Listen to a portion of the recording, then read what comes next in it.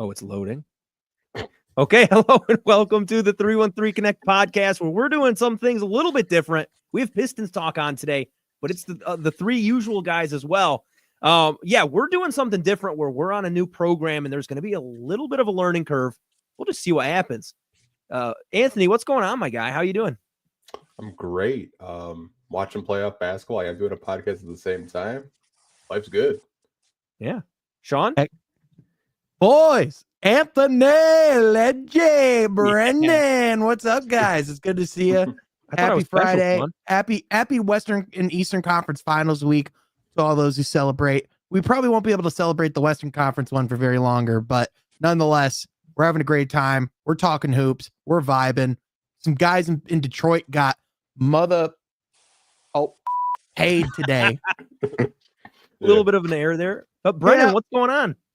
What's going on, fellas? Ready to talk some ball? Let's do it. Okay, guys, we're going to get right into the meat and potatoes of what recently happened. And this stream was going to be all about something different. But CADE Cunningham made the All-NBA third team. So there's a lot that rides with that.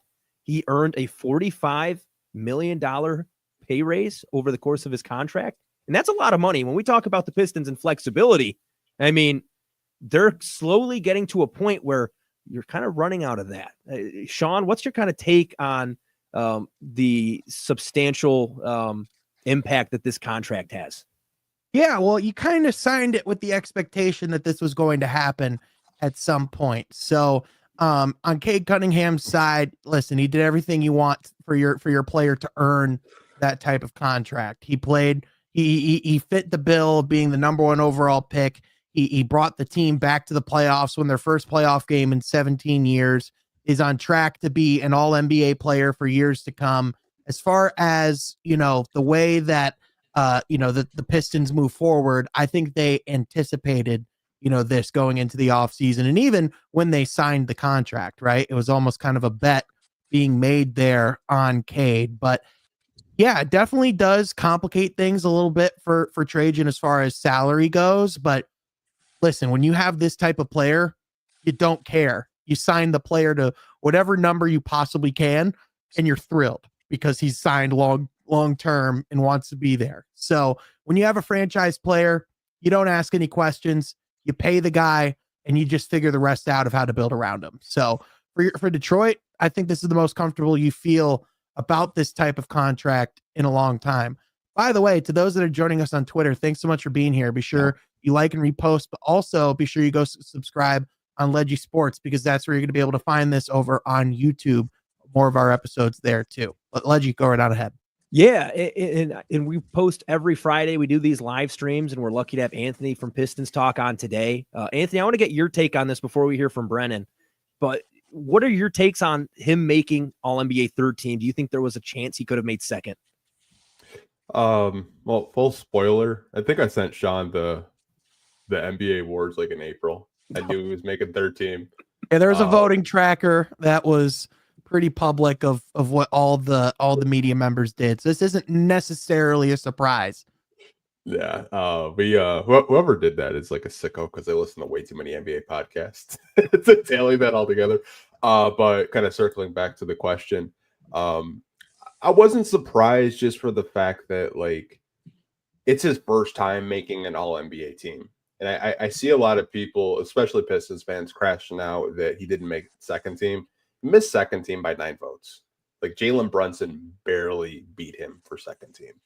I'm thrilled. I mean, it's the first Pistons since Blake Griffin to have an All-NBA, I guess, player on your roster. But I think, Sean, you kind of hit on it. This kind of makes, building a team, it might make it a little bit more complicated, just in terms of like the contract and like how much his supermax goes up to 224 to 269.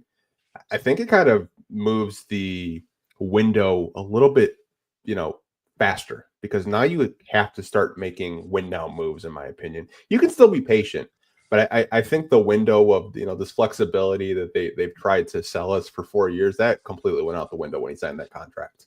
And now like you have like next to no flexibility. You have $19 million in cap space to operate with this summer.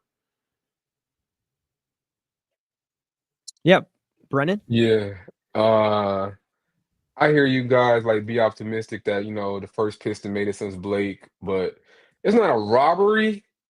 Not gonna go that far, but I think that he probably pretty clearly should have been second team at least. Yep. Throughout the season, I always thought he had a first team case because like I know the Cavs won 64 games, but kind of factoring in Mitchell playing with Mobley, you would think that they might have, cost each other some votes because it's arguable that Mobley was the more impactful player this season. Like you can make that case. So I kind of think just Cade kind of being alone, and I know the veterans helped a lot, but in terms of like stardom, he was the only player obviously close to All NBA on the Pistons. Leading an historic turnaround. Third team is cool because you really don't get points for making second team in terms of like Hall of Fame cases. It's like the first team or All NBA. Every second and third team is kind of the same. But I think it would have been cool if K made second team. I honestly would have had him over Brunson. Brunson got hurt over the last stretch of the season.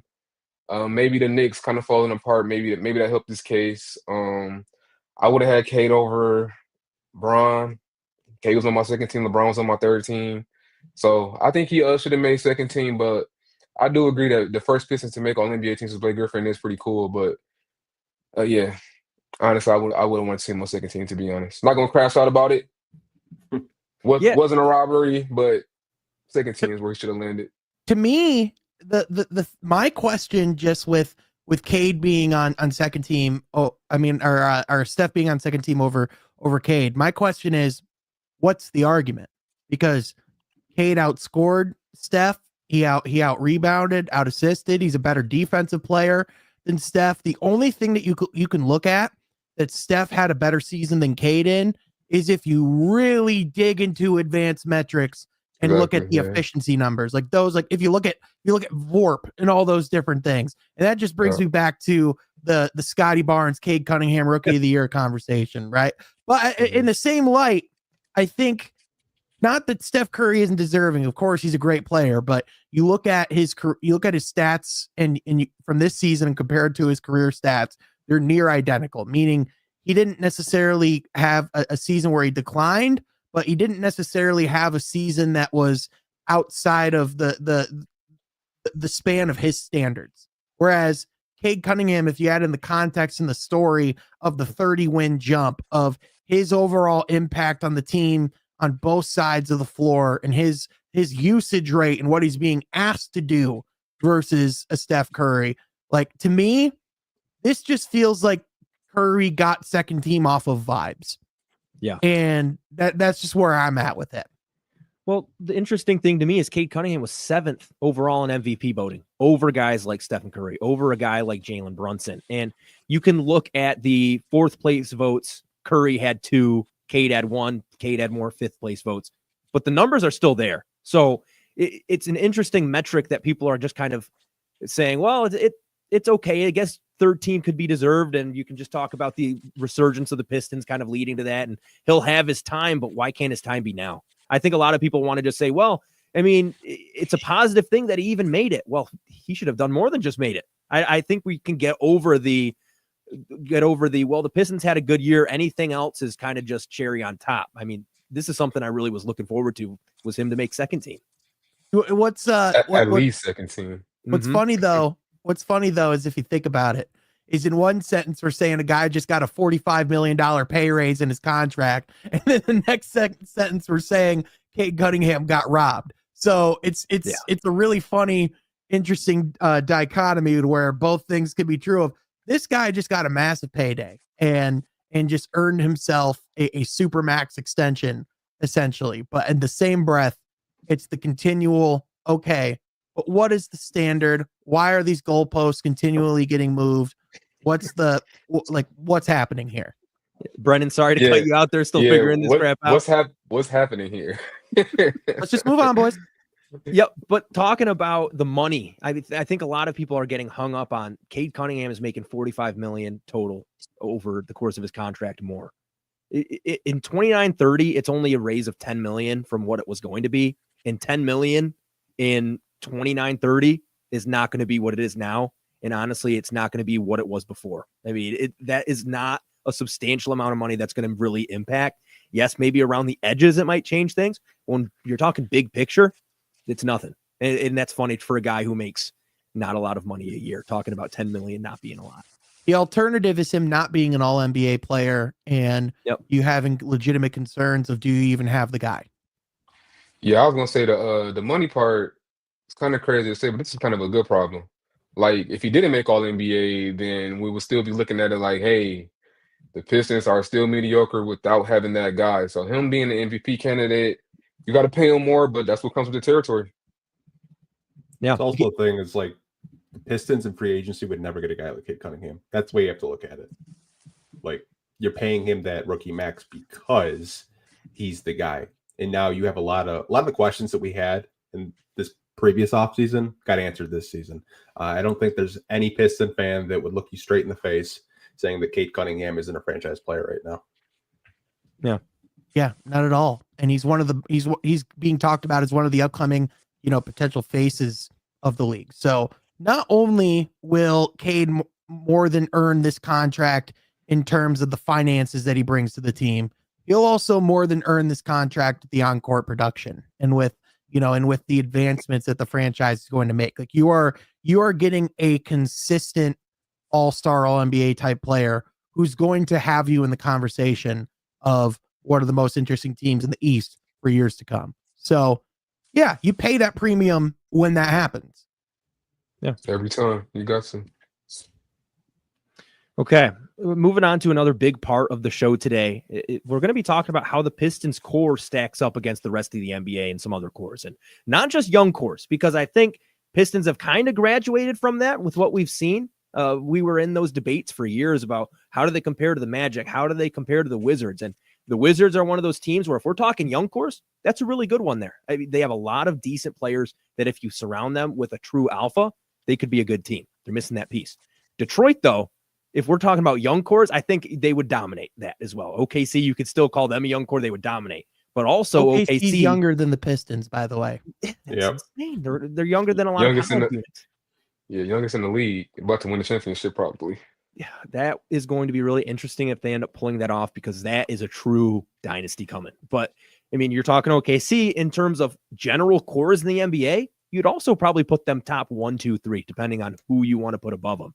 Detroit, I'm really curious to see where you guys think they stack up. I don't think they're number 1. I don't think they're number 2. I don't think they're 3. They might be a little bit down the list. And this might be a thing where we kind of open our eyes a little bit and start to smell the roses and try to realize maybe Detroit is a little bit farther behind these teams, but they do have a lot of good pieces. So I'm not going to say they're definitely bottom tier. Best cores in the league. Let's slow down on that. These guys still have a lot of room to grow, and they're still, like, a lot of these guys are still not even 23, 24 years old yet. So yeah, no, sorry, not trying to say they are there. I'm trying to say that they could easily be lower than like lower than a lot of people would think. Yeah, I mean, they're definitely, like, there's a reason why they still have a lot of room to grow, because even with a Boston moving down in the standings, you still have Cleveland, who's going to be just as good as last year if they keep their team together. The Knicks are making a Eastern Conference Finals run right now and are probably going to keep that team together. Indiana is going to be there for years to come as a team to stifle with. And I also think you have to look at the teams, kind of as we talked about last week, that are lower in the standings that are definitely going to be more aggressive and trying to make a jump. Brennan, your team, the Miami Heat, they're going to definitely try to be better. Pat Riley isn't a sit on his laurels tank for a prospect type guy. They're going to go out and try to get a star this summer. You look at teams like the Orlando Magic, where they're feeling pretty similar to Detroit, where they literally said their rebuild's over. Like the rebuilding days in Orlando are done. And I think they're going to want to go get someone to put alongside Paolo to kind of take the ball handling responsibility off. So don't get me wrong. I think Detroit's well within that conversation. I think they're towards the top of the league as far as, young cores or most intriguing teams moving forward. But I think at the same light, anyone that's like, oh, well, we're going to be the Pacers, we're going to be in the conference finals next year. It's like, well, we just won our first playoff game in 17 years. This is going to be some incremental steps. The next step, like Tom Gore said in his letter, to the fan base, go win a series. Start Yeah. there. Advance in the playoffs. Yeah, it's hard to put a number on it. Like you said, they have kind of graduated from that young core conversation, even though I mean the best player is how old is Cade? 22, 23? 23. 23. 23, yeah. So it's like I mean they still are in the young core conversation because all the best players are 23 and under. They're not in the But rebuilding conversation, is I think the better way to put it. right for sure. Like in terms of the NBA though, yeah, that is tough. It's tough to put a number in the single digits. I think of course we all think they like Asar can maybe be a guy. We want to see Jaden Ivey come back, but those other teams usually have two all-star caliber players. The Pistons don't have that right now. So, like I said, it's kind of hard to put a number on it. I was even just thinking about the East. Philly should be much better next year. Like it's just no way Paul George does that again. I know he's getting older, but how bad he was, it's just no way he does that again. Maxey will get better. Embiid might not ever be Embiid again, but he'll play. McCain, was a great young talent. So even in the East, I think the Pistons are probably an easy playoff team, but how high they are in the core conversation throughout the whole league, I'm not sure if they are in, like I said, like in the single digits or not. Yeah, the West is a bloodbath. I mean, you're talking about teams that are in the 10th, 11th, 12th seed that could potentially be a top 7 seed in the East. So, I mean, there's a lot of good destinations. And you look at the Spurs, and yes, they have Castle and Wemby. Where do they go just because of Wemby? Because he's kind of that force there. I mean, would you consider them a top 15 with just Wemby? They're top 5 right now. Yeah. Because they're probably going to draft Dylan Harper, who's another good prospect. Yeah, Yeah, even just with the pick, they're probably top 5 right now, just with having Wemby. But like for Detroit to enter those conversations and to really enter the chat, so to speak, in like the best cores conversation, is they're gonna have to have one of those other players ascend to that all-star status. And Exactly. and I think if you saw what Jaden Ivey did this last year before injury, I think the Pistons have a lot of reasons to believe he could be that guy. Omari Sankofa, the second of the Detroit Free Press, Pistons beat writer, one of the GOATs. He wrote an article today about how, like Jaden Ivey could be the Pistons' big offseason acquisition because he's that next, major ball handler to put next to those guys. And, Brennan, you just brought up Asar. This is going to be his first normal, full NBA offseason of his career. This is going to be the first time he's going to be able to actually have a summer to not only work on his game and individual workouts, because he was able to do that to some extent last year. He's going to actually be able to play pickup. He's going to be actually be able to get in the gym with Fred Vincent and some shooting coaches and really dive in and get into work on that aspect. So if there's any player that I'm intrigued to see what the next year jump looks like, it's guys like Asar Thompson and even like a Jalen Duren. Yeah, Ron Holland, I'm excited to see next year too, because man, loads of potential. I know we all saw that Brett Ursher video today where Ron Holland coming downhill. I mean, that translated immediately coming from overtime or the G League. Like his downhill transition game translated immediately, and the confidence, the belief to try some of the stuff that he tries. He's another prospect I'm super intrigued about seeing next year in his second year in the league. My only issue with cores with the Pistons, I'm not confident this team, like the young pieces they have, will be together long term. I think that's my issue when you talk about cores. Like, Sean, I know we used to talk about like the core fours, like in 2020, it was like Isaiah Stewart, Saban Lee, Killian Hayes, and like Isaiah Stewart's the only player left from the 2020 team. If you think about it, he's the only player left from that. He's team. the longest tenured Piston.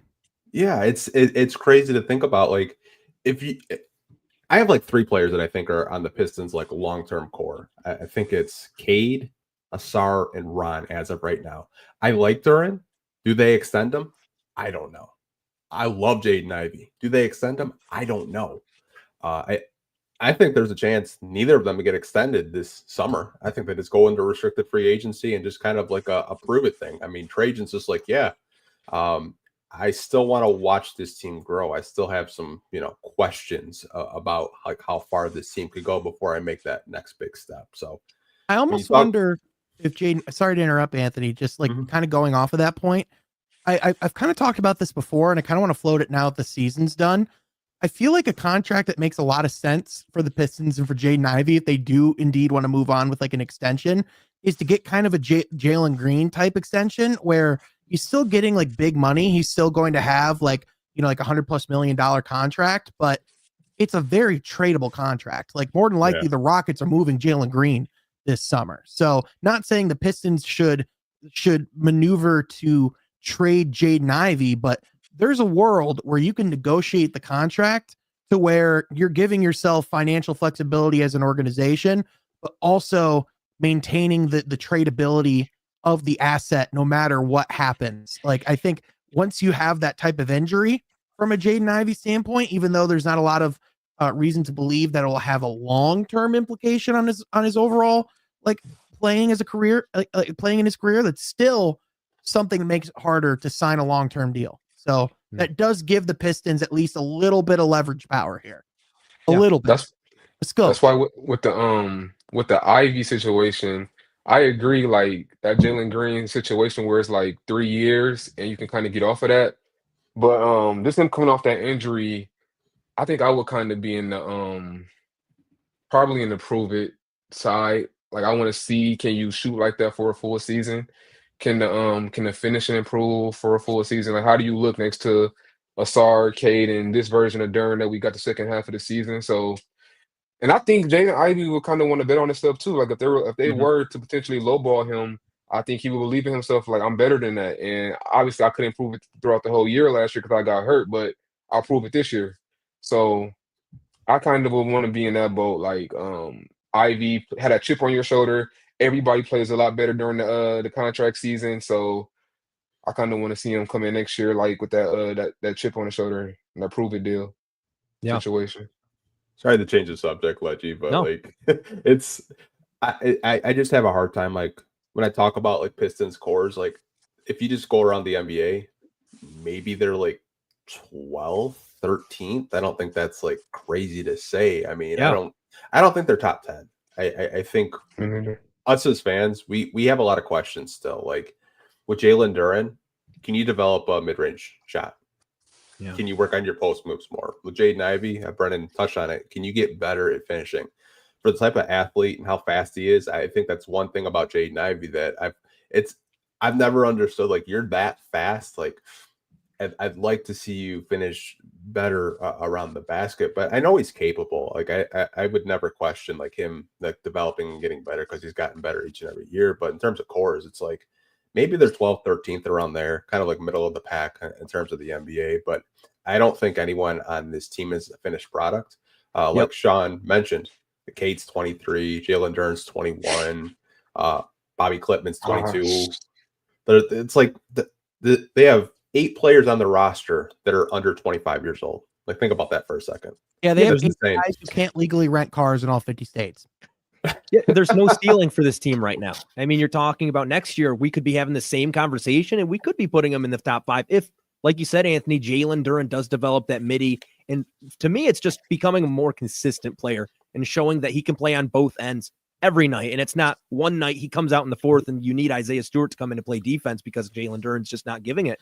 But the biggest thing is if 2 or 3 of these guys turn out, you have a really good shot at cracking that top 10. But until you get a true number 2 star, you're really going to have a hard time breaking into the top 8 because really to be in the top 8, you need to have another all NBA second team or above guy. So I just want to, just for clarification, just to give an idea of the Jalen Green deal, like for like actual numbers, he was signed to like a 3-year deal, essentially around like 110, 115 million dollars. The third year's a player option, so that gives him like, if like talking about like, I think that's why it would be a great like mutual like bet on yourself deal, but also give flexibility because you're locking up like almost $40 million now, which is not far off from like a max extension type number. And then at the same time, you're giving yourself a very early window to re-enter free agency and another chance to renegotiate your contract, even further in the future. So that's why, to me, something like that would make a lot of sense for a Jaden Ivey who likes it in Detroit, who wants to get some form of, like to secure some form of significant payday and position yourself for another one pretty soon. Yeah. Go ahead, Anthony. Sorry. No, I was just thinking, I like your idea, Sean, but I looked at like free agency classes, especially next year. I wonder if the Pistons want to have flexibility, because this free agency class, I think we can all agree it blows. 2026, like it's star-studded. I'm not saying we're going to get like a star to come to Detroit. Like we haven't been a destination since the go in the work days. Like I think we can all agree there. But there's some free agents that I think could really be upgrades on this team. So maybe they hold off. Yeah, to me, Maybe the one thing though is, if you want to talk about keeping flexibility, letting them hit restricted free agency if they have great seasons, and then having to potentially match whoever could come in and just That's bid. true. So to me, it's like, I understand. And I think there's like, if you truly think you're going to trade one of those guys to give yourself that flexibility going forward, and you've identified pieces, I think that makes sense. But there is also some inherent risk to it too. yeah. Just not to Sean, shoot it down, just to point out. Did you say that? Go ahead, Brennan. Did you say that Jalen Green is making 40 annually for those 2 years? So starting next year, he's going to make 33 million, then 36, and then in 27-28, he has a player option for another 36. Yeah, that's steep. Right, but for a Jaden Ivey with his production, with kind of like the bet that you're making, like because that, to me, it's like that's kind of like the thing of, I don't think that's lowballing Jaden Ivey at all. I think that's a lot of money. That's not. I was gonna say that's not low ball at all. That's kind of, for me, that's kind of a little bit more. 'Cause I don't think Jalen Green is worth that. I think that was kind of, they are betting on him turning into that high school player that he always was, and it obviously hasn't turned out yet. But just coming off the injury, I would be skeptical. But I do get your point about, if he does ball out, like hopefully we think he does, you might have to pay him more. So it's kind of that risk you might take. Yeah, it's just, again, like we've seen a lot of teams put themselves in a really sticky situation by letting guys hit restricted free agency when they go out and like have like that type of like prove it year. I think you have to make a very calculated bet on the trajectory of a player. And if I'm to take that calculated bet just off of the information we know, the characteristics of how these guys operate in the locker room and the gym as human beings, I would rather not make that bet against Jaden Ivey than against Jalen Duren. With all due respect, Jalen Duren, by his own admission, said he was playing soft the first couple of months of the season. I don't think there's ever been a moment where people question the intensity or the work ethic of a Jaden Ivey. So to me, if you're making that calculation, that's a massive part of the equation. Yeah. I get that. It's kind of like what the Grizzlies are going to have to go through this summer with Santi Aldama, because he's going to be a restricted free agent. And you look at the season he had, you look at his stats, career highs across the board. There's going to be a desperate team, Brooklyn, that's probably going to overpay him. And then they're just going to be like, crap, we just lost one of our best draft picks that has developed quite a bit. We didn't give him an offer sheet that we could have. So it could be that type of situation, Sean. And I can 100% understand like your thought process with that. Like, just give him 2-3 years, lock him up. And, if he develops and he does well, we look like the smartest guys in the room. But if it kind of backfires and he regresses, maybe you could try to possibly move him if it doesn't work out. So I think it's more, it's kind of a safe bet if you do want to extend him or Duren, if you think they have another step in progression, which I think both of those guys do. But I agree with you on the Jaden Ivey thing. I never question his work ethic. He's gotten better each and every year. Hasn't been drastic, but you can see like the defense has gotten better. The 3-point shooting is getting better, but it'll be interesting to see what happens, because I'm sure we'll be getting those, Shams notifications that the Pistons signed Jaden Ivey 5 years to $100 million or something like that.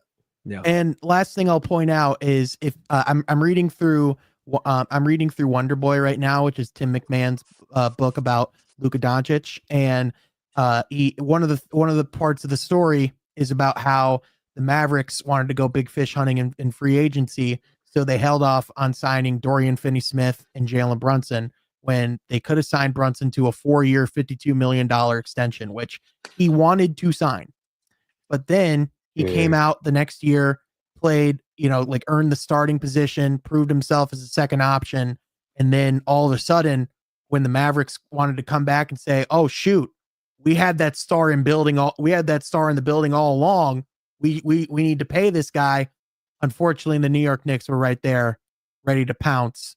And not saying that Jaden Ivey's going to be Jalen Brunson, but it's a cautionary tale of if you like the guy, you kind of have to make some calculated risks in that standpoint. So, because it can really blow up in your face if you go the other way. That's why, to me, that's kind of a low risk, moderate reward, or moderate risk. It's kind of like the middle option. To me, it's like the goal. If it's the porridge, it's not too hot, it's not too cold. That's right. Yeah, and it's not going to kill you if you do that.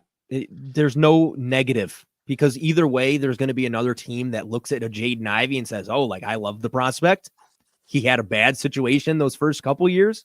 His third year had injury. Maybe we can do something, and maybe we can bring him in to be that piece. Maybe we can bring him in to be that Brunson-ish kind of guy, but not to that level, of course. But you're talking about Jaden Ivey being one of those guys the team could look at being somewhat of a missing piece. General managers can be like teenage girls watching Twilight. They can all have mad, I can fix him energy. Players. Yeah, no negative. What do you go on, Brent? I was going to ask you, just kind of expand on it just a little bit. What do you guys think his ceiling is, Jaden Ivey? Like, what could he be? See where we're at with that. Yeah, go ahead. I think he's a 20-point per game second option next to CADE. If I were to kind of put, like, he hits his ceiling, Zach LaVine, I think, which is better defense. I think if he completely hits his ceiling, completely develops, I know Zach LaVine is just a certified bucket, and Jaden Ivey has a lot of developing to get there. But I mean, like, if I'm being optimistic as possible, he's like a Zach LaVine at his peak. But if he kind of stays where he's at, maybe you're looking at a 6-man that can get you 15 off the bench. Yeah, that's my pessimistic view too. Maybe like because I think the defense did improve, but honestly, with his physical attributes, I think, and his role on the team, I think he needs to be not a stopper, but like close to it, like somebody that's like, okay, Ivy got him, we cool. With that size and that wingspan and the strength and the speed, athleticism, like I said, the defense definitely improved, especially a lot as a chaser, like chasing over screens. He got a lot better this year, but like as a one-on-one go-to, I got him. I want to see a little bit more from Jaden Ivey. Yeah, on the offensive end, one player I'd really like to kind of look at and say that could kind of be a Jaden Ivey is a couple years ago, Jamal Murray, just kind of the elite scoring. It was reminiscent when he had more athleticism and the injuries weren't there. Obviously, the recent Jamal Murray is kind of a tragic story, but that's kind of what I like to look at. Yeah, as long as his Achilles isn't made of like soggy dough bread, then I think we should be good. Yeah. One more point, guys, before we move on to something else, is one team I kept going back and forth on where they would be in this kind of core ranking was the Orlando Magic, because they have Paolo Banchero, they have Franz Wagner, they have a lot of other pieces. And when we're talking about Detroit, one of the big things keeping them out of reaching a higher tier is that missing second option. But what Detroit does have, not because Orlando has Paolo, they have Franz. What Detroit does have is they have the more ancillary pieces alongside of CADE, because they have Ron Holland, Desar Thompson, Jalen Duren, Jaden Ivey. You could even put Bobby Clinton in there. Where you guys kind of put Orlando compared to Detroit? Well, the way they are now, I think they're lower because the offense is just so dreadful. Like, if you're the 30th ranked three-point shooting team, it's going to be hard to win in this league, even though they have an elite defense. So where they currently sit without the point guard they're going to chase in the offseason, under Detroit. But let's say they actually do go out there and get Ant Simons.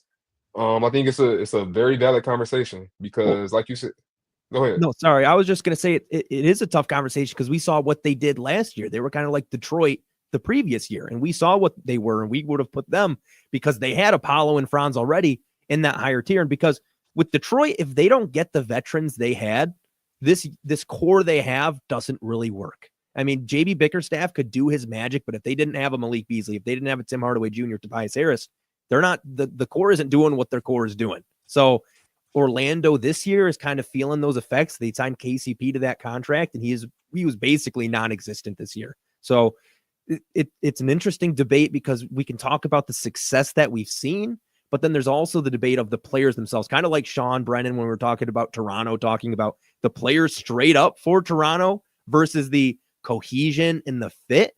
And I guess it's kind of which way we want to look at how do you consider a core? Is it how it fits and how it goes out there with everything else, or just the core itself? Yeah, I know. So, oh, go ahead, Brennan. I was just gonna say Suggs was hurt all year too. That is another factor that he doesn't help the shooting, but he's another all NBA, all defensive level defender. So that hurt him this year too. Yeah, I think he's the cog that makes the wheel go round. I think he's kind of like the backbone to that team as far as their identity and everything that they've kind of accomplished. For me, I think they're neck and neck. I think Detroit and Orlando have a lot of reasons to kind of be, comparing each other as like the two ascending teams up the rankings in the East. I think the biggest differences are going to be both teams have young, dynamic, number one overall picks who have shown all NBA potential. The biggest difference is going to be what do they surround them with? How do they make their moves with their assets? And one significant move thus far has been the KCP contract, which is a really bad contract in retrospect. Like, he's not been the 3-point shooter. The theory was he brings him up another notch. He's that high quality defender and that 3-point shooter that helps him space the floor. That did not happen. We have not one, but 2 years in a row now where Franz shot under 30% from three. We're not even talking about him getting to 40% anymore. It's for the love of God, can you get back to 30%? So all this hype I heard, I'm a Michigan fan, and all this hype I heard about Franz being a great 3-point shooter in the league, that just hasn't materialized. So if I'm Orlando, like, I don't know if I feel any more sure that I have the number 2 option next to Paulo than I would if I'm the Pistons with Jaden Ivey, even with like the broken leg aspect there. Just because, yeah, Franz shown like at least like a good a good game inside the perimeter. He's shown, to be like kind of a dynamic scorer in some of those ways, but at the same light, he's just not been the shooter as advertised. And if anything, Jaden Ivey's become a better shooter than Franz Wagner. I know people like hear that and go, but if you look at the numbers, he has been a better shooter than Franz Wagner. Yeah. But those 6'10" wings that could dribble, pass, and shoot, those don't come around often. Right. So Jonathan Isaac also just doesn't play often, though, and that's part of the problem. And he can't pass and he can't shoot. Yeah. So, yeah, I do think Franz is a good second option. Just he does have to shoot better, man. You're right, Sean. If he can't shoot, my joy for him goes a little down, but I still think even without a shot, he still has all-star potential. Because Franz is he's a great defender. So not great, but he's a good defender too. Definitely a plus defender. The problem is they just signed Franz to CADE money. And not as good as CADE. Yeah, he's about like starting next year. Like Franz, he made $7 million this year. I feel a lot better about Franz's season at $7 million than when starting next year he makes 38. Then 1, then 44, then 47. He has $51 million through 29-30. So I think what gives Detroit the advantage here is that they were more patient. And granted, some of it is timing and just kind of how everything lined up with some of the decisions that they have to make. But the other part of it is the Pistons bets they made thus far have paid off. The bets that Orlando have made thus far, not as much as far as free agent signings and extensions. So we'll see how it plays out. Still very early, but I think they're still, even with all those factors, I think they're neck and neck. Yeah, Anthony, do you have any points on this? Yeah, I want to spin your question, Leggy, because this will be a completely different perspective from everyone on the panel. Who would you say has better defenders overall on their team?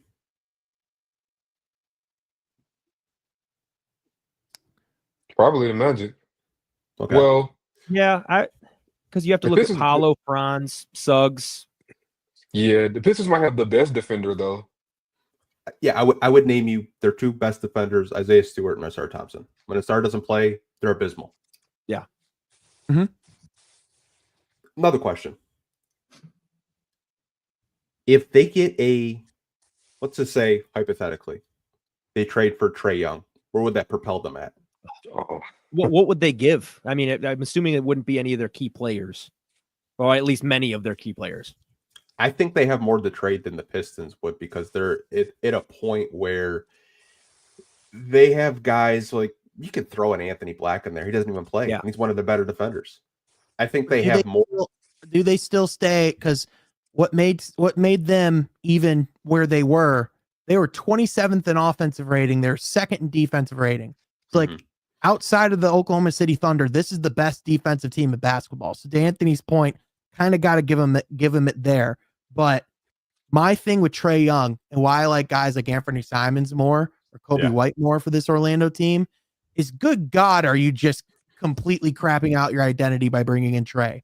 Like, yeah, you can probably hide him behind some of those guys, but like more Trae Young minutes means less Anthony Black minutes, means less Jalen Suggs minutes in the grand scheme of things. You're probably playing those guys next to each other to a certain extent, but like you're going to have to take some of those guys out at certain points. So to me, I think in theory, I like what that could make them offensively. I just question how much this defensive juggernaut can stay intact when you have to literally hide one of your defenders now. That's tough though, because when you put Trae Young there, is the offensive gain worth the defensive loss? Instead of like, if you add in a Simons, is the offensive gain or is the defensive net loss not as big as the loss of not having Trae Young? Does that make sense? No, I got you. 100%. So that's just like, it's a lot. It's a numbers game at that point, and you don't really know until you see it. Sorry to cut you off, Brennan. No, I was just going to add to your point. An elite defense like that paired with a terrible offense, it's tough in this league because they were, like you said, Sean, they were the number 2 defense. Like in the East, obviously the best defense, and they look like it. Like they even have Boston struggling a bit in the playoffs, but without even a decent offense, it's just hard to make noise in the NBA today. Trae Young with the Atlanta Hawks, by the way, 18th in offense, 19th in defense. That's why it's not like he's going to bring you up that much. Because I think what the Magic are going to do is they know they have elite defenders. They're going to sacrifice that, whether that's for Trae Young, Kobe White, Anthony Simons, which I would think actually would be abysmal in Orlando. I think would be a terrible fit. Because I've watched a lot of Portland Trailblazers games. I think people fall in love with the highlights versus actually watching him play. Because he is so ISO heavy to a point where it's just like, man, pass the fucking ball. Like it's so bad. Are you swearing on energy or Cam Thomas energy there? A little bit, yeah. He is from Orlando though, but he is like he is. Give me the ball, get out the way. That is his game. Okay, guys, ready to move on a little bit? We're going to move to something fun. So if you can see the screen, we're going to talk about some reverse Malice Pistons today. We have to create the ultimate good boy instead of the ultimate bad boy. Who are some of the names, when you look at Detroit's history, are some of the best players? And you can't just say, oh, Kyle Singler, because he looks like he wouldn't fight anyone. You can't say that. You have to talk about some decent players, because then you have to talk about the identity is they're a Detroit Piston. Maybe they're not a bad boy. What are some names you guys can throw out? And in the comments, too, you can throw those out. We'll throw those up on the screen as we go. Have you guys ever even seen Joe Dumars argue with a ref as a player? Like, is there anyone who's like more of like the picture of like the clean boy, the least problem child than Joe Dumars? Like, I mean this as a compliment. He's the most boring superstar in the history of the game. Yeah, who's like the modern comp to that? Boring superstar. Like, some people would say Jokic because of the person. Oh, yes. Okay, there you go. Jokic low-key complains a lot, though. Yeah, I guess that's true. It's very like, if you really watch him, though, he is jumping up and down at his teammates, at the refs, at somebody every game. Kawhi's a good one. Yeah, and we have Chuck Brewer saying Dumars, Prince, Grant. And I think those are pretty good examples. Does it have to be Pistons, or can it just be anyone in the NBA? We can go anywhere. Mike Conley. Yeah. Mike Conley is literally see- has never had a technical foul in his career. Well, do you see how he was talking last series? Yeah, Jeez. but I would talk that way too if I had to Yeah, play I that guess. team. If you're going against Draymond and stuff, yeah. Yeah. You know? I feel like Jonas Jerebko was like one of the shining stars during that really dark era. Like I feel like he was kind of like a good soldier, went out and like played really well. I never really saw him causing any issues. I feel like at the center, Bojan, not Bojan, Boban Oh, yep. Marjanovic. Boban. Yeah, that's a He good was one. like the most wholesome, friendly giant and happy soul when he was in Detroit. Yeah, Good Anthony, tough you're one. pondering. Yeah, I was like going down the rabbit hole of just like really bad Pistons teams and guys that smiled for no reason when we were losing by 20. Alec Burks.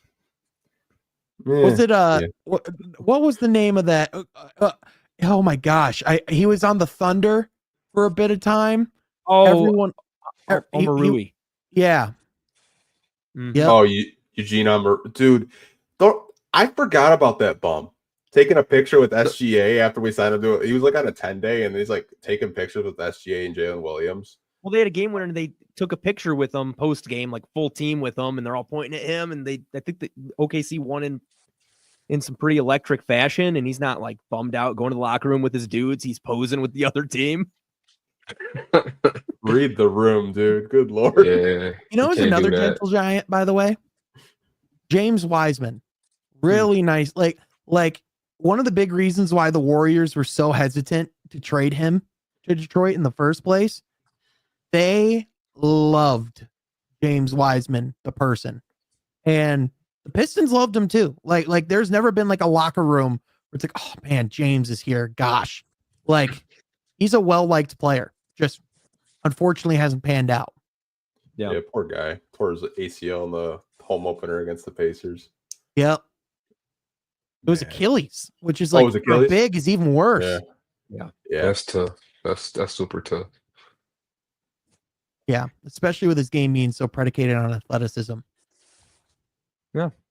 Cool. Well, that was a short, sweet little thing in there, injecting some life into here. Quick look at the playoffs. Indiana's up 91-85 over the Knicks. 9 minutes and 57 seconds left. I mean, that could go either way at this point. Indiana does have the momentum. I mean, it's a 10-4 run in the fourth so far for Indiana. So Are the Pacers the better team? Oh man. I mean, to me, that's such a coin flip of like, I think the Knicks have the better starting five. I think they Yes. might be more top heavy. I think Indiana's deeper. I think Indiana's like a more well-rounded unit. And I think you're kind of seeing their like kind of their like not like their longevity, but like their chemistry really coming to life. This is a group that's had some runway together. This is their second run in a row for them. So I think whereas with like the Knicks, you're kind of seeing once things slow down as the intensity gets up, you can kind of see those lapses with like Cat and Brunson, and like that completely changes the way that their offense runs.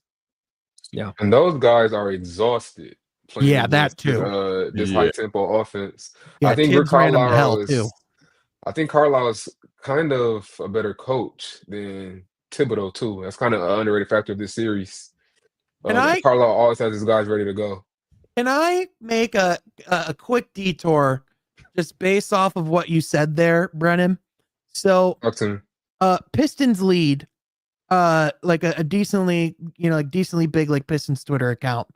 They tweeted a hot take yesterday that I'm curious on what your guys' thoughts are. The take was the Pistons would have still won the 04 championship if we retained Rick Carlisle as coach. Now, I personally do not think so, because Chauncey made comments publicly about how like players just weren't treated, like people weren't treated the right way or a certain way in Detroit. There was reported friction in ownership. I heard Bomani Jones say a few weeks ago, I think he had I think he was with our guy Vinny Goodwill, but he said something to the effect of, when you're fired for being a jerk and you're replaced by Larry Brown, That says a lot, huh? that says a lot. And so I think just with like, I think the biggest thing going for that 04 team was the cohesion of that group. And I think that's jeopardized immediately if you bring back Rick Carlisle, if that was indeed an issue at that time. Granted, this was a thing to note. This was 20 years ago. So I would hope Rick Carlisle's grown as a human being since then. For sure. But just something I'm curious what your guys' thoughts are. You look at the numbers, 250 win seasons. That's always a hard thing to kind of debate. And you're talking about, well, his first 2 years as a head coach after being a longtime assistant, you think that he can continue that trend. But I think you're right, Sean, with the kind of the cohesion and the friction. It's really hard to win a championship when not everyone is on the same page, no matter the talent you have on the roster, no matter the staff, no matter the management. I think we've seen over the past 20 years, there hasn't been a lot of that. I mean, there's always been a pretty good sense of identity and kind of, like I said, cohesion between, coaches, players, management. To kind of piggyback off your question, is there any teams that have kind of defied that? Well, the Warriors are just too talented. It didn't matter. Like stuff has come up, but like that 2018 team, then kind of they were kind of beefing a little bit, but it was just too much talent. Curry, Durant, peak of their powers, that didn't matter. The Shaq Kobe Lakers kind of defied that by even getting to the finals against the Pistons that year. The friction in the tension in that locker room, coupled with the legal battle that Kobe was going through, like that was a mess of a season. That's a good point that Chuck brings up. The big reason why they got rid of Carlisle is because defensively, they were not the team they were under Larry Brown. If they made the finals against the Lakers would have smoked us. Like straight up. Like Larry Brown was such a mastermind defensively, which I would have loved to had him a little bit longer, but ownership was weird with Larry Brown. They didn't want to bring him back after the 05-06 season, which I never really agreed with. And they went all offensive with Flip Saunders. And that was a team that was built around defense, not offense. So I think they overreacted a little too quickly to the rule changes of the league. And I think that kind of cost them. Yes, Flip came out and got them another couple conference finals appearances at the 64 win season. But like, I think part of why they never made it past the conference finals again, on top of obviously the talent becoming more of a thing in the conference and the Pistons being overloaded, but also I think they lost kind of some of that edge when they lost kind of that priority and philosophy. But also, let's be honest, when Ben walked, didn't even walk for that much more money either. That's $12 million, but I'm not bitter about it. It's fine. Yeah, not per year, by the way, lifetime of the deal. But I'm fine. It's fine. Everything is fine. And yeah, to touch on that though, like you kind of said about the talent in the conference, LeBron James turning into Jesus Christ in 2007, 2008, Paul Pierce, KG, and Ray Allen coming together. It was tough. Very tough conference at that point. It wasn't like you're going to get the Jason Kidd Nets and kind of the early 2000s Pacers. It wasn't those teams. You were going against like legit heavy hitters at that point in the late 2000s. Is LeBron's performance at the Palace in 2007, is that like the NBA's Jesus coming out of the tomb, like he is risen moment? Like, is that kind of what it was for LeBron? 25 straight. My brother was crying. My brother was crying hysterically when that happened.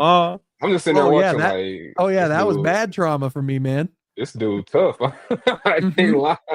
Whatever hope I had for the future of the Pistons at the time, it was like, Okay, guys, we touched on this a little bit earlier. We're going to move on to the Smoke Soul section. Brennan, take us away. Okay, so recently my guy Brady from Detroit Bad Boys kind of made a tweet, kind of a poll out of the young Pistons players besides CADE, obviously, who has the potential to make multiple All-Star games. Like Led, you said, we kind of touched on this for Detroit. For the core to be ranked in the single digits for the 1, 2, 3, 4, 5, they need a legit guy as the second option. So out of Ivy, Holland, Dern, and Asar, even Bobby, I know we got Bobby fans here. Who do you guys think has a chance, make multiple All-Star games and kind of be that guy next to CADE? You could ask me any day, and there's a different reason why each one of these guys could develop into that. I think if you're talking complete skill wise, Asar Thompson has a really good chance of being the number 2. But when you're talking about legit all-star consideration, a lot of that comes down to offense. So, I mean, when you're talking about some of the best bigs in the Eastern Conference, Jalen Duren has that potential if he's playing like how he does on offense and then puts it together with defense. I think Jaden Ivey with the athleticism, if he's a 23, 24 point per game scorer, like 20, he can easily be a 24, 25, 5-5 guy. And that's going to be, if the Pistons are a top 3-4 seed, that's really good enough to be an all-star. And if you're one of the powerhouse teams, 25, 5-5, or even 25-5 can be enough to get you there if you need to have another one because you're so dominant. I want to say Asar, but it's just kind of a reach with how people kind of, how people are given these all-stars and what they need to do and how their play style is. It's like hard for those kind of players. I'm going to say Asar. Hey, I love it.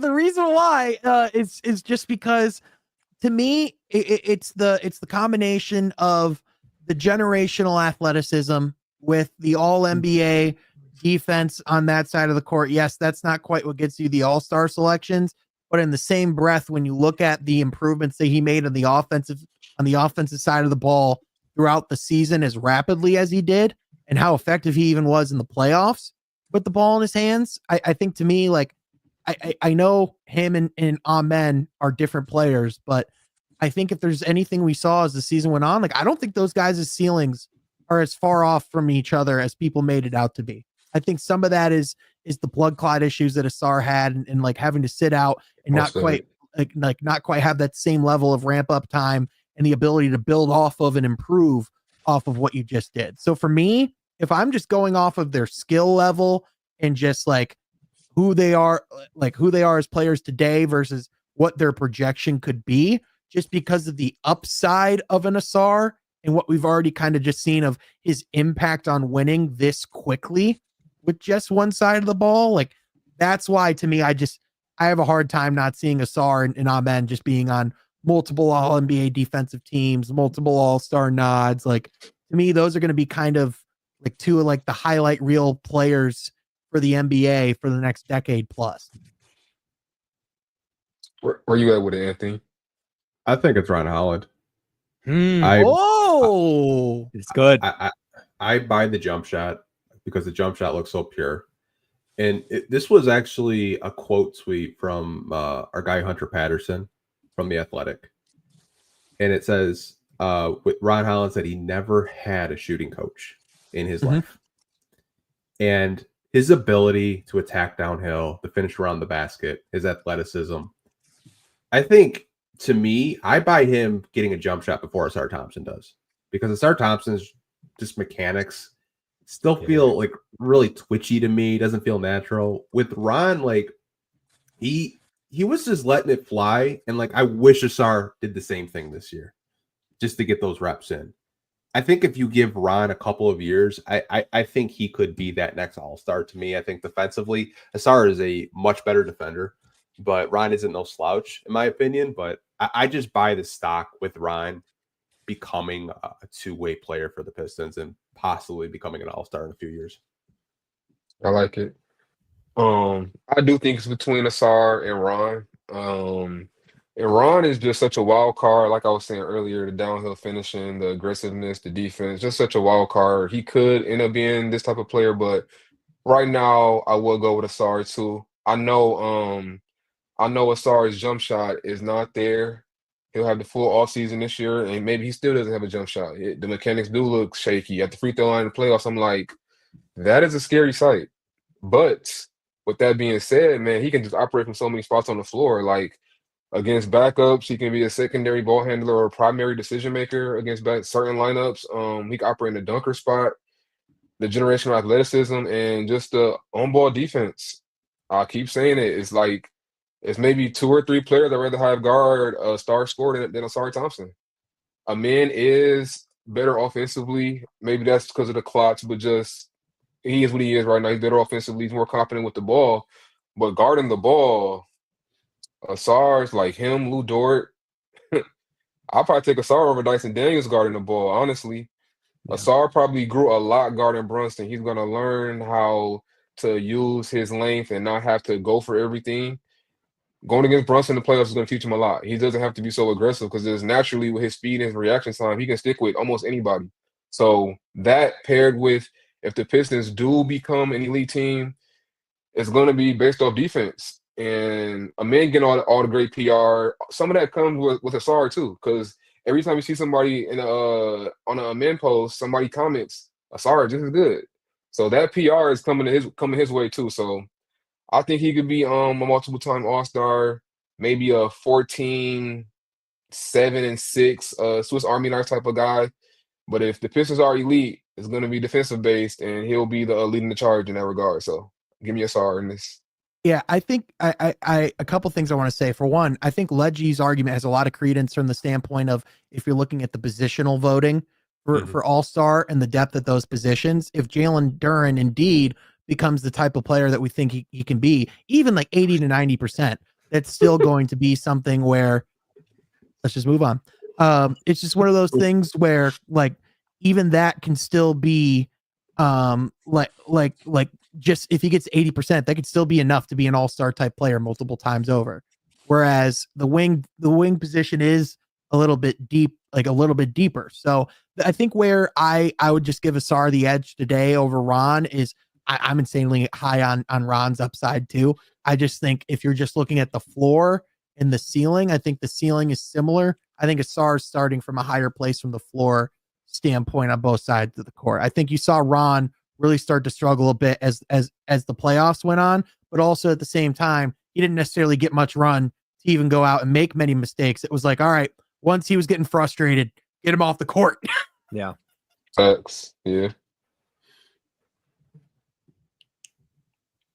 Yeah, got some good options though. Those two guys they could be a dynamic wing duo, and all the great teams have them. So hopefully they both hit their ceiling.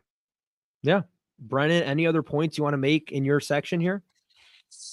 Nope, we can move on. Okay, Sean, we are up to you. What up, boys? Welcome from half court once again, joined by my 313 Connect guys here. And listen, as we look at the landscape of the league and in the grand scheme of where the Eastern Conference is, as of recording, we are in the final moments of Pacers Knicks in the conference finals. It's looking like the Pacers are going to be a finals team based off how things are going. They're about to potentially go and get game 2 in the Garden, and they are still a very young team. Tyrese was only drafted a year before Cade. They have guys like Benedict Mathurin, Andrew Neesmith, or like Andrew Nemhard, like Aaron Neesmith. I'm sorry, but they have so many guys who are still so young and still have so much room to grow. And they're super dynamic. We've already talked before about how the Pistons Pacers rivalry has been reignited. Is this going to be a situation where if each team is going to want to succeed in the years to come, the road's going to be through each other? I think this could like very well, based off of how things are going, this could be some mid 2000s vibes where if these teams want to reach their heights that they want to get to, they're going to be the teams that are facing each other on the way to the journey. Yeah, my favorite thing is that it's the contrast of offense and defense, where I mean they both can do the other really well, but they both hang their hat on the opposite end of the court.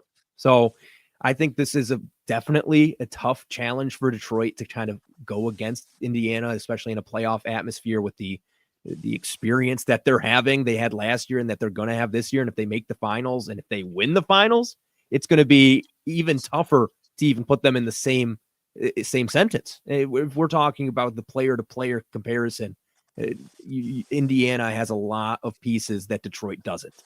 I don't know if you take Cade over Halliburton at this point, but it's a debate where if they get the ring, it's a tough thing to talk about. As an individual talent, I know basketball 5-on-5 was an impact game, but as individual talent, I still would take Cade over Holly, which is no slight, both all NBA level players. But I do agree that the Pacers are a much deeper team and have more two-way players. Like the Pistons kind of have guys that can shoot, this guy can defend, this guy can score, this guy can block shots. Like with Nemhard and Neesmith and Miles Turner can stretch the floor and protect the rim. Siakam, obviously, killer. They have a lot of two-way guys on their team. So Long term, I think that the Pistons can compete though. Like I said, I think Cade is better. I think you have a player like that can be a MVP candidate every year. He can kind of lead guys further than where they're supposed to go. But I think Cleveland will still be in the mix though. Yes. Donovan Mitchell isn't that old, but even when he gets to aging, I still like Garland a lot. I think I'm lower on him as a scorer than I was before the season started, but he's still a great playmaker, and I think Mobley can be like a knockoff KG, which is a compliment because Kevin Garnett is like a top 20 player, so he can be a knockoff KG, and I think the Cavs will be up there for a long time. So Central Division is going to be a bloodbath for like the next decade. It's like the NFC North in a way in the NFL. There's a lot of good teams coming out of this area. I really like your point, Brennan, talking about Cleveland, because it feels kind of like it's Detroit, Cleveland, and Indiana that kind of are the kind of future of the top of the East. And I don't want to say New York is just going to be gone. Giannis still might leave, and he could stay. Orlando's another team you want to mention, and I know how much Sean appreciates the Raptors and thinks that they could definitely reach that top echelon of the Eastern Conference. But if we're talking for the future, I definitely think it does run through the Central Division, and that's what makes it so much more tough for Detroit, because you have to play those teams so many times, and even if they're marginally better, if they take a lot of those games in the divisional series, Detroit's not going to be able to hold up in terms of the overall standings. Sean, I'll let you clear your name here.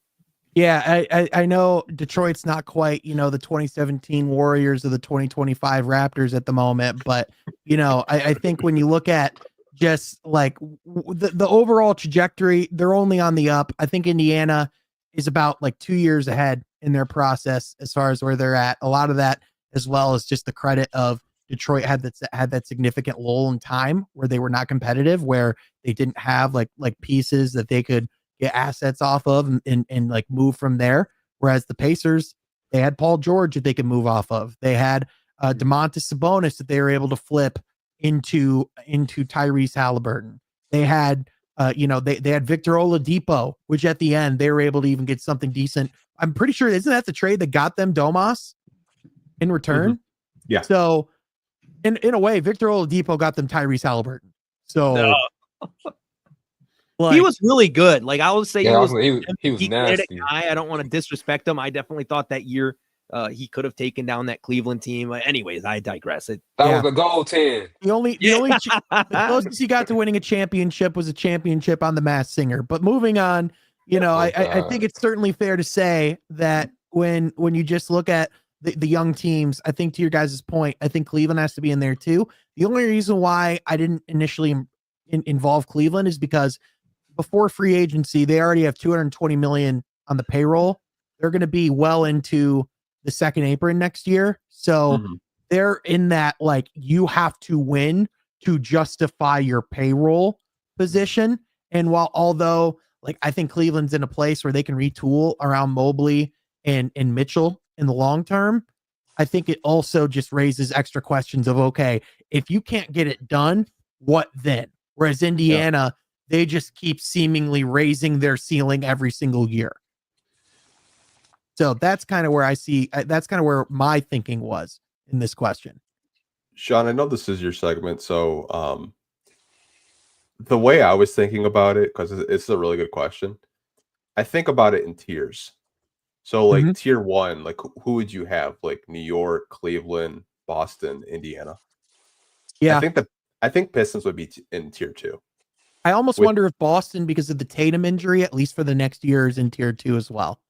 Yeah, you could say that, just because, to be honest, I think they're like tier three, because I think they're like a playing team. But hopefully people that follow me that work for the Celtics didn't hear that. But they'll probably gonna be getting a phone call later. The cult of Celtics fans.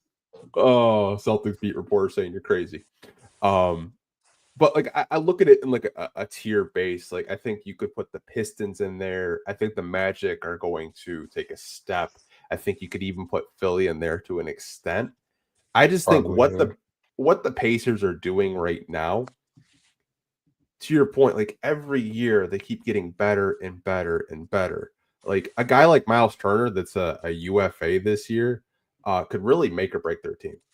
And like he's not a guy that like I think a lot of maybe basketball fans like really think about the Indiana Pacers. When you say like Indiana Pacers, you probably think of like Siakam or Halliburton, but Miles Turner is a really big piece of their team. I just think what they're doing right now, it's honestly crazy. I think like Knicks could be up there in that tier one as well, but for the Pistons, I think I just need a little bit more time to like really assess like what they are, because the season that they have, like I don't know if this is sustainable or maybe it was just kind of fool's gold to an extent where it's just like, okay, you get Malik Beasley. Not a lot of people were covering Malik Beasley in the beginning of the season like they were in the second half of the season. Teams like Orlando and Philly were hurt like really, really bad. I expect the East to be a little bit more competitive, but in the same breath with the Pistons, it's like I just wonder if they can replicate what they did this season and kind of you went to 44, can you get to 50? That's just like my take on it. Maybe I'm being a little bit pessimistic and negative, but I'm just like watching this game right now. It's just like, man, like where's our Siakam? Because like we need That's that. literally where I was just about to go. Is their next step is going to be identifying their Siakam. So yeah, I think we're in lock and step there. Cause I mean, Anthony, like this team, like that Pacers team, they're really frisky and really interesting in that play-in tournament. But I think that was like a point in those really competitive moments where they clearly identified what they were missing, which was that dynamic scoring wing that can take pressure off of Tyrese and someone who can hit big shots in big moments. And that's Pascal Siakam to a T. I think you're going to see the Pistons. And I think that's why I've said, kind of going into this offseason, why they should wait until the deadline is because they're going to have that opportunity to be able to identify the exact same thing. And those guys could work up their value if you need to move somebody to go out and get that number two. Because if Duran and Ivy have the season we think they're supposed to have, they'll be valuable. Yep. So no doubt. If you want to move them, everything is on the table. No doubt. The next segment I had, the next question, there's been a lot of conversation about who's going to be the next American-born MVP. If for those that have not been paying attention, the MVP award in the National Basketball Association has gone very international or I think it was like 2017 or 2016 the last time that an American-born player has won the most valuable player? 18, Harden. 18. Harden won it. 18 was Harden, yeah. Okay. Wow. Yeah. So 7 years now, whereas that used to be, it was routine. That was won by an American-born player. And I think the overwhelming consensus, at least going into this postseason, if you're to do a live odds of who's the most likely to be the next American-born MVP, I think everyone would probably said Anthony Edwards. I personally think that it's someone like a CADE Cunningham because of his workload. He's very similar to Shea in the way that he plays. And, like just his overall usage and production and the level that we can see them raise up. I'm curious to hear your guys' thoughts, though, of who do you think could potentially be the next American board player? If it isn't a CADE Cunningham, who are some of your most likely names? And do you think CADE does have some of the best chances? Well, to me, what's such a bummer is Jason Tatum was a guy that I really was thinking would be that guy, especially with Boston and having to make moves this offseason, no matter what. Let's say they have to get rid of a lot of salary. Jason Tatum has to take a step up. They get a top 3 seed. People say, oh, it's not like the superstar studded team anymore. This is what Tatum's able to do. I mean, that's kind of shot out the window, obviously, with the Achilles. And I don't know if he'll ever get back to MVP level basketball because he has played up to that par. It's such a bummer that we're not going to be able to see that version of him. And maybe he could come back and do that. But just the odds are stacked against him with successful returns from those type of injuries. KD's the only one of such a star-studded name. I think you hit it on the head, though, Sean, with Anthony Edwards being kind of the other consensus there. And just because of what he means to his team, what kind of statistics he puts up. Because the MVP award, as much as we want to say it's like the most valuable player, it comes down to most of the time just stats, just raw data. And sometimes that can prove the point of this guy being valuable. but there's some cases where it can really get overblown, and you see some stats come out of nowhere that really don't have too much of an impact. But someone saying, "Oh, this guy's leading this by far. He needs to be the MVP." But Anthony Edwards from a raw stats guy, and just kind of the impacts would be my other choice. Anthony, who are some guys you think of, and are we overlooking Paulo Banchero in this conversation? No, I don't buy it. I just don't buy it. Okay. I don't buy Paulo because he wouldn't be American. He would like identify as Italian. I don't know. He might pull the Joel Embiid and said, "No, I'm not American. I'm like, well, I don't even know." Joel Embiid, like the whole Olympic Paulo shit. got the chance to play for Team USA. He was like, "Wait, how do you even spell Italy?" Like, sign me up. yep. Take the check off the O.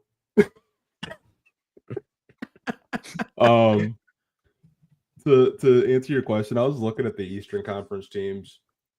It sucks that Jason Tatum, to Leggy's point, got injured because that would probably be like my answer. I think the MVP, if you want to go American-born players that could have a shot, I might get laughed at this.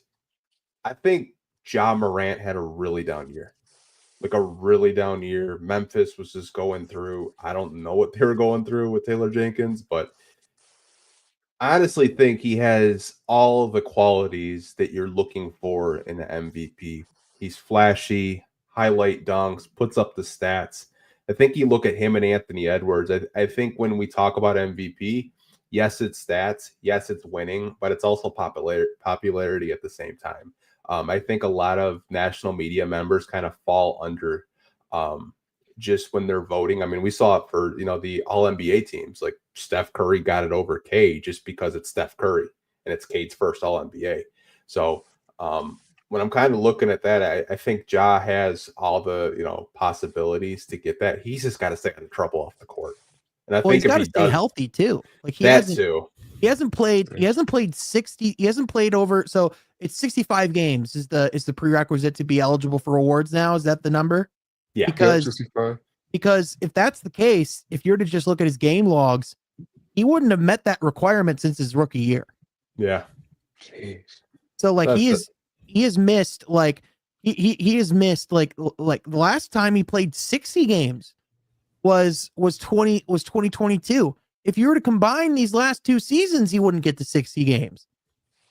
Yeah, it's like I said, it's kind of just the wild card out there. I know he has all the physical gifts and talent to get there, but to your point, yeah, like I think it's 65 games. It's 62 games if it's a season-ending injury, and you have to play at least 85% of those games that you were in. Which, I mean, that new CBA, dude. Like, I was reading it today. Like, who is that for? The owners. Joel Embiid. The owners. It was like the players, like, yes, they got a bigger lion's share of the money. The veteran players, they got more guarantees and and better money for them. But the NBA really, like, for one, they killed teams' abilities to keep teams together. It makes it a lot harder. But two, they also, like, the middle class of players completely screwed when it comes to contracts and like the money that they can get. Like, we've seen multiple quality guys have to take significant pay cuts just to get a contract. Tyus Jones comes to mind. Caleb Martin. He didn't have the best season, but Tyus Jones taking a vet minimum was kind of wild. But on the side note, go ahead, Brennan. I was just gonna say, like, do you remember all the talks about how much money Caleb Martin was supposed to get? He was supposed to get like 15, 16 million a year, something along those lines. Got like 7 or something. Yeah, like the consensus coming out of free agency last year was Caleb Martin needed to fire his agent. That's how bad it was. All right. Do we have any insight on how much the Pistons would have offered Tyus Jones? Because there was a report that he was offered a deal for more money. 12 million. Yeah. 12 million from like what I asked around. So, I mean. And what did the minimum end up being this year? Was it two something? Yeah, around there. I guess chasing the role, hoping to get a bigger bag eventually. But the sad thing is, if he would have came to Detroit, he probably would have ended up getting a bigger bag. And obviously, I wouldn't have changed anything because of how the season went, depending on what could have ripple affected into. But let's say it's similar and he has that Dennis Schroeder type of role, and he could have been making a decent chunk of money. Not the Pistons who have regrets there. It's Tyus Jones. He bet on himself and he got snake eyes. 100%. He played escalators or heels, and he got straight heels the entire time. Yeah, so did Dennis Schroeder a few years ago. Oh yeah. His is an all-timer. Hate to say it. Yeah. That's why people saying he's taking the hometown discount. I think it's a little bit crazy. You get all the money you can recoup. But I also wonder who is paying Dennis besides Detroit. Well, you don't get traded to 3 or 4 teams in a season and then get to take a hometown discount. And on top of that, I keep saying it. I'm really interested to see what Dallas does, because if they can't go out and get the flashy name like they hope for, I just still think he makes a lot of sense there, especially playing alongside AD in a Cooper Flag. But that's gonna do it with the front half court segment. Well, real quick, Sean, I know we're already at an hour 20. One name that's really funny to think about the next American MVP if things go right is Cooper Flag. I mean, everyone wants to always talk about the shiny toy, the shiny new guy. Is it a boat or is it nothing? I think Cooper Flag has a chance to be really good. And if you're putting him already on a Dallas team with those kind of veterans, you surround him with good pieces. In MVP, it usually takes a solid number of years, so things would have to go really wrong for guys like CADE Cunningham. But if all did go wrong, I think Cooper Flag's a name that 4, 5, 6 years. But then all the pieces around him are dust. So I mean, I don't know. He'll be in Los Angeles. I just don't see it. Like, the only reason why I didn't say Cooper Flag, because I definitely think he's in that race, is I just don't think it's going to take that long for someone for an American MVP to get that honors. Like, if you're looking at like when realistically, like you would expect Cooper Flag to be MVP conversations, like he was supposed to be a senior in high school this year. Like he's 18. So coming in, like the earliest we could even realistically conceive maybe at his absolute peak is like 22 or 23 being in MVP conversations. And even then, that's like, holy crap. I mean, Cade's 23. Yeah. He just got 7th in MVP voting. Yeah. Did anybody mention Halliburton? Because I think the interesting thing is, let's say Halliburton doesn't have the stinker he had, and everyone thought he wasn't cooked at the beginning of the year. And what would that look like, especially if they win the finals, or they're probably going to make the finals at this rate. But if they make it, no matter what happens next year, he comes out and he's playing really good basketball, putting up what he did the last quarter. I mean, was it last half of the year even? Maybe 2/3? Yeah, like the last 41 games. Yeah, like then 19, 10, less than 2 turnovers, 50, 40, like 85. It's the scoring that I think will be kind of a deterrent there when you're talking about numbers and going against guys like Shea. But I mean, I don't know, another Steve Nash situation? I was about to say that, like Sean kind of alluded to earlier, Steph Curry kind of made second team because of the impact stats.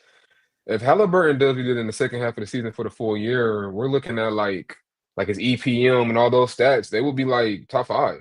Yeah. So if the Pacers, obviously Siakam is the go-to scorer, especially in crunch time. Well, not this Halliburton these days, but like to ISO somebody is Siakam, but everybody attributes the Pacers' success to Tyrese Halliburton playing fast and playing that high-speed point guard, high IQ, no turnover type basketball. So I think that he will be in the conversation if he play like he did in the second half of the full year. But I feel like Jalen Brunson is kind of a sleeper here. He's not young like these other players, and he does have a stacked team around him. But if the Knicks can like snag the 1 seed, he averages 30 a game with that New York bias. He has a shot. Yeah. Oh, yeah. He would have to like either be or be near the scoring champion, I think, in order for that to happen. And just like, probably got to win it.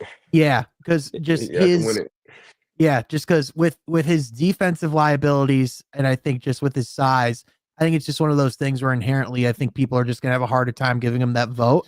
Another reason why I didn't have Tatum on this list, by the way, and then we can move on, I apologize, but I didn't have Tatum because to me he's the player that people want to give the least respect to in the league. Like, to me, it's like, if you want to talk like first team all goalpost moved, like Jason Tatum might like be the all-timer in that regard. It's like they go and win a title. It's like, well, go and do it against real teams. And then like, or like whenever he goes out, it's like an all-star. It's like, well, go and be the guy. Like, it's like, okay, do we realize this is one of the best, one of the most consistent, high performing players in basketball?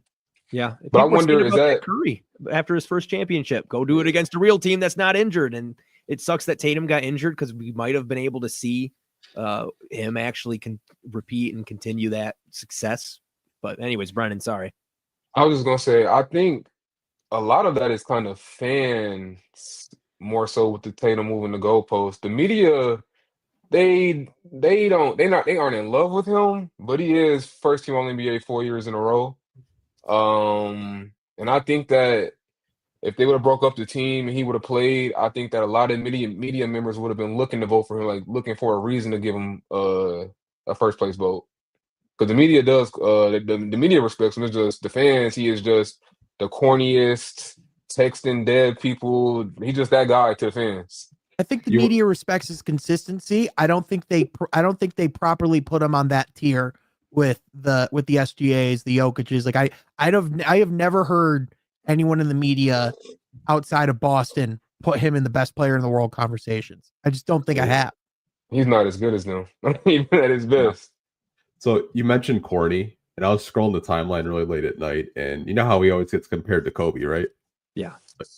So I was scrolling the timeline, and apparently Kobe Bryant and Jason Tatum tore their Achilles at the exact same time. And I was just like, bro, he's never gonna like get out of these allegations of being Kobe Jr. Yeah, it was crazy. They was making jokes about him when he's in a wheelchair. That was crazy. Like this is a career changing situation. Hope he bounce back though. Hopefully he can be like the next Kevin Durant, the only superstar to kind of bounce back and still be that guy after the Achilles. Wasn't Kobe was 34 when he tore his Achilles? I think it's time in the game, like 308. The time. Oh, okay. I'm an idiot. My bad. Go ahead. I probably should have worded it better. My bad. I know I'm a moron. You're good. That's all me. Continue. But guys, getting back to the 313 Connect screen, looking at the game, there's not really anything else scheduled. So if you guys have any other points, but one thing I did want to talk about a little bit was we've always talked a lot about the Pistons getting another Siakam, as we see Siakam drop 39, 4, and 3 in conference finals to go up 2-0. And a stat I just saw from Underdog, teams in NBA history to come back down 0-2 in conference finals history after losing the first 2 games at home. Do you guys know what that record is there? 0 and something, probably. Yeah, no team's done it. Yeah. So New York would have to beat some serious odds, and Indiana has most likely stamped their ticket to the finals after people wrote them off at the beginning of the year, and a lot of things can change in a year. So many things. Yeah. Many things. New York Knicks fans are probably going to spam Gilbert Arenas mentions after what he said on First Take about Siakam.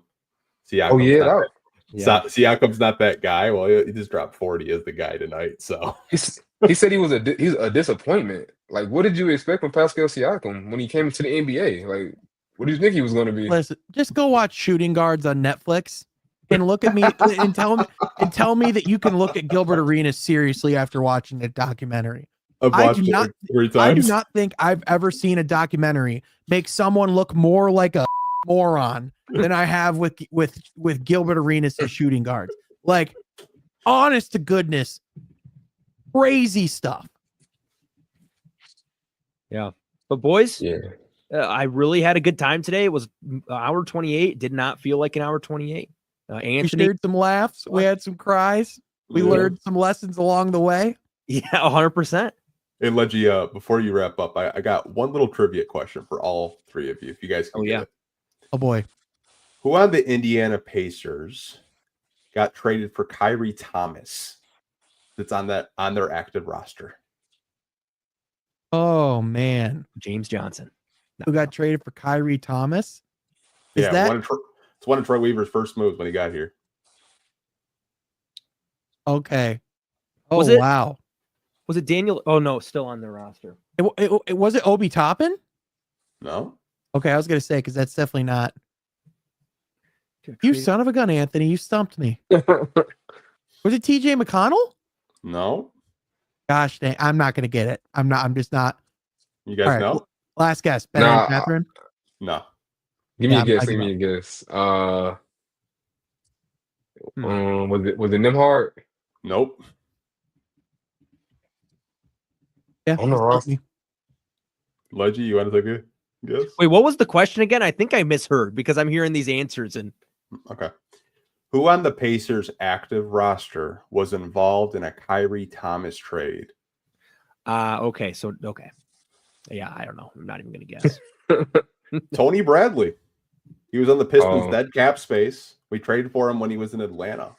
So Tony Yeah, I was Bradley. never. He got minutes tonight, I didn't was he? never getting there. Yeah. he Yeah, did. no, I was exact same way. I'm like, no, I forgot. I forgot Tony Bryan was even. I forgot that was even in the same sentence as the Pistons at any point. Yeah. Troy was on some demon time, just trading for 15 centers and then waving them. Like he was on the dead. He was on our dead cap space. He just fell off last season. Wow, It's just hilarious. that was a good one. Yeah, Pistons and dead cat, man, they go together like peanut butter and jelly. Peanut Peanut butter Josh and Smith. asparagus. Peanut butter and Josh Smith. But Anthony, thank you for joining us tonight, man. The host of the Pistons Talk podcast. It's always a good time to go on there. It's always a good time to listen to what you do, the insight you have on there. What kind of stuff are you working on? What kind of stuff are you doing this off season? Because I know the content changes a little bit. So off season, what I'm working on right now, it's a project. I'm surveying every NBA team to see what power forward the Pistons could possibly target. Because that's just been the talk. You know, Pistons need a power forward, backup power forward, maybe starting power forward. So that's a project I'm working on. Should be done in maybe a week or so, because I'm just doing like a really big deep dive on that right now. But appreciate you having me on the podcast again. Yeah. Brennan, Sean, anything you guys are doing? Just keep checking out From Half Court. We're going to be continuing to bring on guests all throughout the off season, continuing to cover the playoffs as well as Pistons free agencies. So just subscribe to From Half Court. Same thing. Just follow me here. Follow me on Twitter at Smoke Souls NBA. Keep providing some good articles, some good content for you guys. Yeah, and just a reminder for anybody who has trouble finding the 313 Connect podcast, it is on the Leggy Sports YouTube channel. For whatever reason we did that, I don't know. But anyways, it makes it a little confusing, but there we are into the 804 eyeballs in the chat. Thank you guys for joining us tonight. It's been a really fun time, and the comments coming in were great ones, and it was just a good experience, boys. I had a good time. We're going to see a Sean punishment coming up because Brennan lost the first round of the pick'em. He had to eat a whole bag of Warheads. I lost the second round. I had to eat blazing wings from B-Dubs. And Sean, it'll be a surprise what he does, but he's just going to do it because me and Brennan are not going to do it again. We put our foot down. I'm doing it out of solidarity. I couldn't watch you guys just suffer weeks in a row. I think it's only right that it's my turn to feel the pain. Yep. So make sure you check that out. We do 313 Connect live podcasts every Friday at this point now at 9, a little bit after 9 p.m. So make sure you check us out there. We will talk to you all later. Anything else, guys? Did I already ask that? Nope. End it. Okay. Goodbye, everyone. That was funny.